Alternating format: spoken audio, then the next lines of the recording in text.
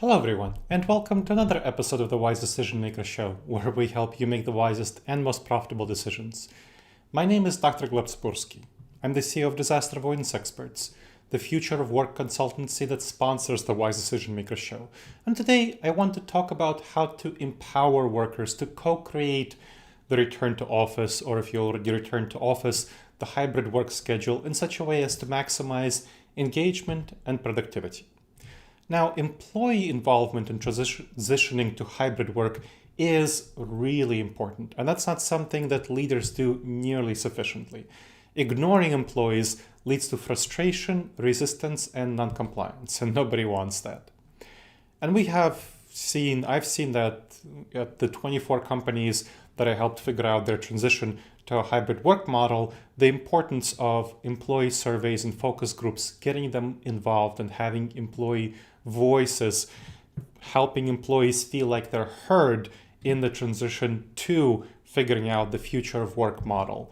And we see the same thing in the counterexamples. Amazon, Starbucks, Disney, Apple, and Lyft, and other large companies didn't include their employees nearly enough in the decision-making on the future of work, which resulted in these employees expressing a lot of frustration, a lot of resistance, a lot of non-compliance to the future of work, to their hybrid models. The employees felt excluded from decision-making when these companies imposed a one-size-fits-all hybrid model without real employee input and buy-in, which doesn't really work very well.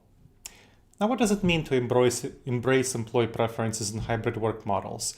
Well, according to a Gartner survey, it means not having simply a mandated hybrid work environment without employee buy-in. According to the survey, only 14% of digital workers preferred this environment. The large majority, 77%, so over 3/4, want a say in creating their hybrid work model. So it's crucial for leaders to involve employees in actual decision-making. And we need to adapt to shifting employee needs over time. Employee needs have evolved over the course of the pandemic, over the course of even the return to office mandates, and that requires organizations to respond thoughtfully and listen to the voice of the employee as much as they listen to the voice of the customer. So involve employee in hybrid schedule design to prevent attrition, increase retention, enhance employee buy-in and investment into the company, their loyalty, drive their engagement, employee engagement and morale, which all increases productivity. Now, what does it mean to design the perfect hybrid model? The key ingredient for success, I found, in helping companies make this transition, and also in external research surveys by Gartner, by Gallup, the key is to allow teams, rank and file teams, to create their own schedules. That promotes trust and transparency and reduces miscommunication and misunderstandings, which all help boost employee satisfaction and commitment to the future of work model that's chosen. Also, rethink hybrid meetings. We see hybrid meetings are currently perceived as less effective than other types of meetings. So the Gartner survey, going back to that, hybrid meetings ranked the second least productive type of meetings. 47% of digital workers preferred virtual meetings with audio and video, 46% find in-person meetings most productive, and hybrid meetings are really lowly ranked.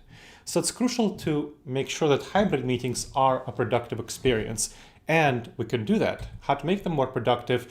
We need to ensure clear visibility and audibility, so people need to hear all participants and we need to see clearly all participants, whether they're in the room or coming in virtually.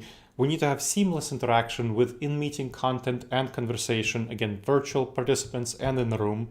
We have to have people joining in easily with a single button or link, because a number of people aren't as technically savvy, so making sure that they join in easily is really important. And we need seamless transition across operating systems and devices, because people don't all use the same device. And you want to also get some meeting experience feedback, so get some surveys and feedback from employees and see how they're doing and what can be done to improve their experience.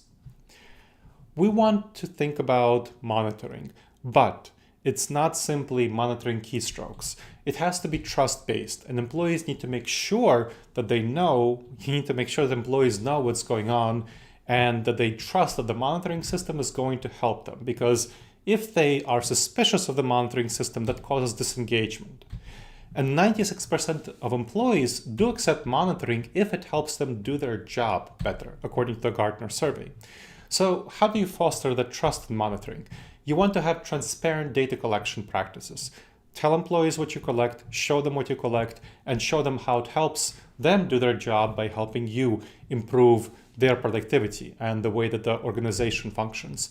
Gather employee data with their consent and involve employees in developing the data collection and evaluation. How do you motivate the return to office? How do you motivate this really challenging tendency because employees really hate the commute? Well, the motivators for digital workers to return to office are FaceTime and workplace amenities. Consequences are only 10%. So you really want to be thinking about how you address their motivations and really not focus on the consequences, focus on what gets them involved in coming to the office to create a personalized digital experience that workers will enjoy when they come to the office. And involve employees in scheduling when they're coming to the office to help uncover their motivations for coming to the office. One of the biggest problems I see is employees coming to the office and the people they want to see aren't there, and then they really don't like coming to the office. So it talks to FaceTime. Or they don't have the right workplace amenities. They come to the office and they want to collaborate, and there's insufficient space for collaboration because the office is in the old style setup for mostly individual work. But employees in the hybrid world are going to do their individual work at home the large majority of the time because focused individual work is much better done at home.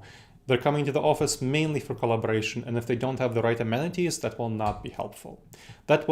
If you have the right amenities and if you have the right scheduling for FaceTime, that will lead to better satisfaction and retention. You want to also think about the kind of mistakes that leaders make. One is called the status quo bias, which is a preference for what we currently have, what we see as the status quo, good status quo over change. So leaders who are influenced by this bias are really reluctant to explore new ways of working, for example, involving employees in work schedule decisions. The leaders are used to making the decisions by themselves without employee input and buy-in, and that's a problem if you want to get employee investment and reduce attrition, improve engagement and satisfaction. So they fear disruption, these leaders fear disruption of established routines and processes, and that risks losing out engaged and productive team members. To overcome the status quo bias, leaders must recognize the value of adapting to a new situation and addressing the discomfort with change for themselves.